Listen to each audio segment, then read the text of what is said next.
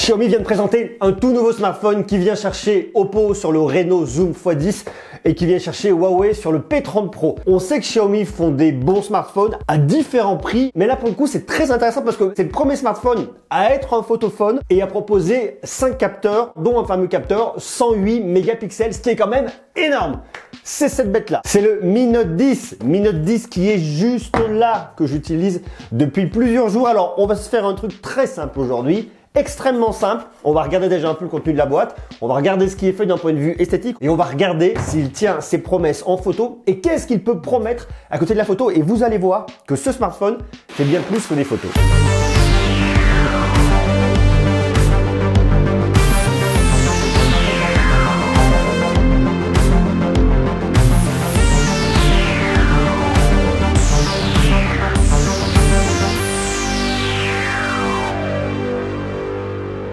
La promesse principale qui est faite sur ce smartphone, c'est au niveau de la photo. On le voit ici sur le petit brief. Dream Big Epic Shot. C'est le premier smartphone avec 5 capteurs à 108 mégapixels. C'est énorme. On est monté aux 64 mégapixels en début d'année. 108 mégapixels. Qu'est-ce qu'un smartphone avec 108 mégapixels peut venir vous apporter? Mi Note 10. Regardez-moi cette jolie petite boîte avec ses petits reflets. Bon, plutôt sympa. On retrouve dans les codes de Xiaomi. Ça marche. On va regarder. Bien évidemment, le smartphone a déjà été unboxé, mais je vous le montre juste après. Lorsque vous ouvrez, vous retrouvez votre smartphone avec normalement ce petit papier dessus qui vous donne les premières indications. Une première caméra 108 mégapixels haute résolution. On a 5 caméras pour tous les scénarios imaginables avec un zoom hybride x10 avec une stabilisation optique, ça c'est cool. Un écran de 6,47 pouces, incurvé en 3 dimensions AMOLED bien, et une grosse batterie de 5260 mAh et de la recharge rapide 30 watts. Ça, c'est ce qu'on voit directement quand on l'ouvre. Alors ensuite, on arrive sur le smartphone, normalement, qui est positionné juste là, comme ça, avec ça. Vous voyez, hop, on le prend, on l'enlève, on le regarde juste après.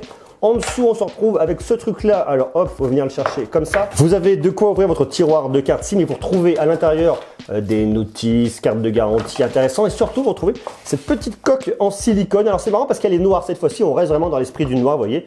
Men in Black, un petit peu très élégant. Si vous regardez ici, je sais pas si vous le voyez. Là, on a un côté transparence. Pourtant, c'est bien de la coque. Elle s'est bien fermée. Ici, c'est pareil. Côté transparence, pourtant, c'est bien fermé. Et en fait, ça correspond aux antennes que vous avez ici sur le côté et que vous avez sur le dessus. On continue à l'intérieur de la boîte. Eh bien, on a tout simplement ici son câble de recharge en USB-C, USB.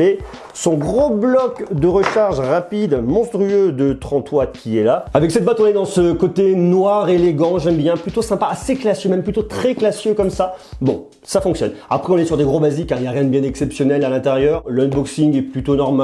Rien de bien dingo. Mais c'est quand on arrive là que ça devient vraiment intéressant avec le smartphone en main, parce qu'on se rend compte qu'on a quand même un smartphone très grand. Capteur d'empreinte digitale situé sous l'écran qui déverrouille assez rapidement, qui est plutôt bien. Mais surtout un très grand écran de 6,47 pouces, incurvé en OLED. Je trouve de bonne qualité. Je trouve surtout lumineux, des couleurs qui sont bien. Comme on est sur de la MOLED, on a des noirs infinis. Je le trouve très qualitatif. Xiaomi nous annonce une luminosité jusqu'à 600 nits, un écran qui est protégé contre la lumière bleue et vous avez un Corning Gorilla Glass 5 à l'avant, mais également à l'arrière. Donc bon, normalement plutôt résistant contre les chocs. Je vous invite néanmoins à venir le protéger parce que même si on a un smartphone résistant, vous savez, un petit caillou mis en coin quand il tombe par terre, il n'aime pas trop. À l'arrière, vous allez trouver 5 modules caméra et c'est là que ça devient vraiment très intéressant. Tout en haut ici, c'est votre téléobjectif pour le zoom optique x5, x10 hybride, x50 numérique, qui a une stabilisation optique et qui ouvre à f2.0. En dessous, vous avez un capteur de 12 mégapixels. C'est un téléobjectif pour le zoom optique x2 qui ouvre à f2.0 et qui lui, par contre, n'est absolument pas stabilisé.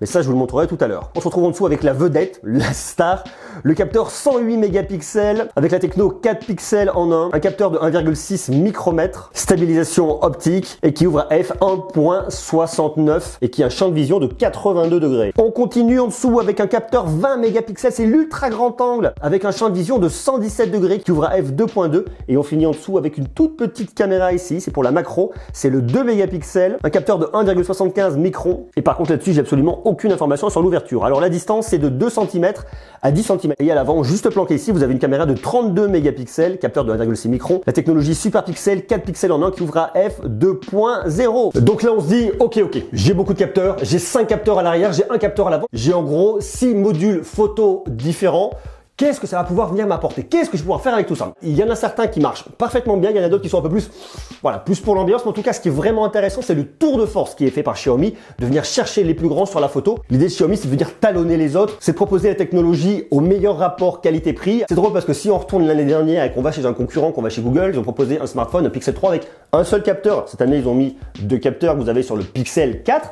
Mais c'est pas la course au capteur. Tandis que là, on est vraiment sur la course au capteur. Chaque capteur va avoir son rôle défini. Il y en a certains qui vont travailler de concert et ça donne un résultat qui est assez intéressant. Pour ne parler que de la photo, vous avez donc ici votre menu. Photo, c'est la photo standard. Avec ici, vous voyez, le zoom. Là, vous êtes sur un x1. Vous arrivez sur un x2. Vous voyez, le x2, il n'est pas stabilisé. Chez moi, ça se voit tout de suite. Et par contre, dès que vous arrivez sur le x5, il est stabilisé. Ça marche, ça c'est vachement bien. Après, vous pouvez venir vraiment monter, x7, x8, x10. x10, ça marche encore. Et alors là, après, vous montez jusqu'au x50. C'est quand même assez stabilisé pour venir faire des shoots. Bon, les photos, le rendu est pas ouf, mais je vous montre ça dans quelques instants. Vous redescendez. Vous allez jusqu'à l'ultra grand angle. Et ensuite, vous avez le mode macro qui est juste en dessous. Ce qui fait que juste dans votre petite partie photo, eh bien, vous allez tout utiliser. La macro, l'ultra grand angle, votre capteur principal, même si vous n'êtes pas sur un mode spécial 108 mégapixels, le téléobjectif zoom x2 et le téléobjectif zoom x5. Et par contre, vous retrouvez un mode spécial pour le 108 mégapixels. Il vous le marque ici. Vous allez shooter 108 mégapixels. Ultra HD est activé, vous allez faire des photos dans une plus grosse résolution. 12032 par 9024 pixels de résolution avec le capteur de 108 mégapixels lorsque vous le prenez en haute résolution. Alors ça va vous servir à quoi de faire des photos en 108 mégapixels si c'est d'avoir un gros fichier et d'avoir une très grosse résolution? Eh bien ça va tout simplement vous servir à pouvoir venir zoomer dans votre image et à venir récupérer sans perte de qualité. C'est en tout cas la promesse qui est faite avec un gros capteur comme ça, faire des grosses photos qu'en règle générale on va pas aller imprimer, qu'on va pas utiliser, qu'on va juste visionner sur un smartphone, sur un ordinateur ou sur une télé, pourquoi pas. À quoi ça sert d'avoir une grosse définition? Là, vous avez fait votre photo, vous dites ah mince, je récupérais bien que cette partie-là que je trouve intéressante. Eh bien, vous pouvez venir cropper dedans. Alors cropper oui, mais ça c'est limite parce que si vous venez trop zoomer, au bout d'un moment, ça sera pas terrible. Bien évidemment, vous retrouvez toujours le fameux mode portrait qui fonctionne. Je vous montre ça aussi dans quelques instants. Un mode nuit et ça c'est vachement bien. Vous allez voir, le résultat est très surprenant. Panorama, personnellement, je ne sais pas qui s'en sert. Est-ce que vous vous servez du mode panorama? Moi, absolument pas. Le mode pro, personnellement, je n'utilise pas parce que le mode photo standard marche bien grâce à l'IA. Vous pouvez venir activer, désactiver le HDR. La vidéo, c'est assez intéressant aussi parce qu'on a un petit mode qui est assez cool. Ici, c'est le mode vlog. Vous tournez des toutes petites séquences et lui, il va vous les mettre bout à bout sur une vidéo de 12 secondes. Vous avez mode vlog activity avec de la musique, avec des effets, dream. Oui, ça fait des effets de transition qui sont assez rigolos avec une musique derrière. C'est un peu l'idée. En fait, c'est pas révolutionnaire. Je pense que vous allez rapidement vous en lasser parce que ça fait toujours un peu la même chose. Vous avez également le mode embellissement pour les photos avec les filtres. Enfin, vous voyez, ça après, c'est un grand standard. De la vidéo courte pour mettre sur vos réseaux sociaux et du ralenti jusqu'à 960 fps. Bon, ça, c'est histoire de se marrer. Pour ce faire, laissez-moi prendre mon ordi parce que pour regarder la qualité des photos faites sur un smartphone, il faut le regarder sur un ordinateur, sur un écran que vous connaissez et pas sur un écran de smartphone qui est plus petit, qui peut être plutôt flatteur. Là, au moins, on va savoir exactement ce qu'il en est. On se fait une petite balade dans Paris pour bien se rendre compte. Là, on commence sur le capteur principal. On est en mode photo normal, on n'est pas en mode 108 mégapixels. Vous voyez, ça marche quand même plutôt bien. Je trouve qu'on a une bonne définition. Après, il fait jour, même si c'est un temps pluvieux. On a le zoom x2, on est en zoom optique, ici non stabilisé, mais ça fonctionne quand même. Zoom x5 optique, ça marche très bien. Et là, on arrive sur le x50. Alors, je vous ai montré directement le x50. Il est un peu effet waouh. Il permet de faire des choses un petit peu rigolotes, mais par contre, tout de suite, ça lisse énormément. C'est vraiment pas terrible. Mais ça, c'est pas uniquement du fait de ce smartphone. Tous les zooms x50 sont là pour l'effet un peu what the fuck. On est capable de le faire, mais le rendu derrière est inexploitable. Et là, on a l'ultra grand angle. Alors, moi, l'ultra grand angle, je trouve qu'il marche bien. Je trouve pas déformant. Je trouve qu'il est bien travaillé. Capteur principal, x2, x5. x50, ultra grand angle, capteur principal, zoom x2, x5. x5 c'est bien, les photos sont vraiment de bonne qualité. Vous allez ensuite sur le x50 et fait what the fuck, mais bon c'est rigolo. Une fois de plus un x50 et là vous avez l'ultra grand angle. Je trouve que le rendu est vraiment quali là-dessus. Et là on est sur une photo typiquement 108 mégapixels. On peut se dire ok, qu'est-ce que ça vient nous apporter ce 108 mégapixels? Et bien regardez tout simplement, on va venir zoomer, hop, il nous fait un truc net.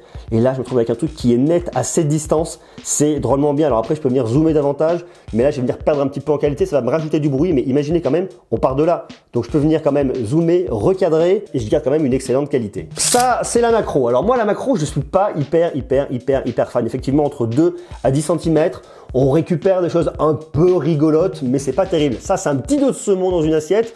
Bon, voilà, c'est marrant, mais vous n'allez pas en faire grand chose. La qualité est pas ouf. On est d'un côté sur un capteur de 2 mégapixels. Bon, voilà, on va pas chercher la lune là-dessus. Macro également, c'est pas ouf ici, mais ça fonctionne, c'est rigolo. Plus sur la salade que sur le petit citron. Capteur principal, x2. x5, x50. On a du mal à reconnaître des arbres derrière, on croyait que c'est une tempête. Normal sans zoom, x2, x5, x50. Et l'ultra grand angle. Là, on arrive sur le mode portrait. Alors, le mode portrait est assez intéressant parce que je trouve qu'il détache bien. Il est bien fait, il est plutôt de bonne qualité lorsque vous le regardez comme ça. Mais dès qu'on vient chercher et qu'on rajoute et qu'on vient complexifier la scène, alors là, de ce point de vue-là, vous voyez, il a bien détouré mon pouce. Ça marche, ça fonctionne bien. La tête, ça va. Par contre, dès qu'on arrive sur les doigts, là, ça devient tout de suite un petit peu plus compliqué.